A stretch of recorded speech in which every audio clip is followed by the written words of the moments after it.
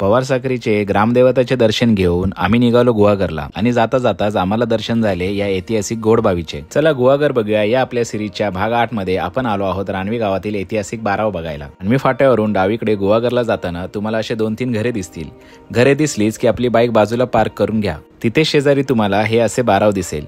हो बरोबर, अशा या विहिरींना आपण बाराव म्हणत असतो। कोकणातील काही दंतकथेमुळे या बारावांना घोडबाव असे म्हटले जाऊ लागले। पूर्वीच्या काळी बारावाच्या शेजारी पाणी पिण्याकरता घोडे व इतर जनावर बांधण्याची पद्धत असावी आणि त्याचमुळे या बारावांना घोडबाव म्हणायची पद्धत पडली असावी। या बारावाची बांधणी येथील स्थानिक राज्यकर्त्यांनी इथल्या व्यापारी मार्गावर प्रवास करणाऱ्या व्यापाऱ्यांकरता बांधल्या होत्या।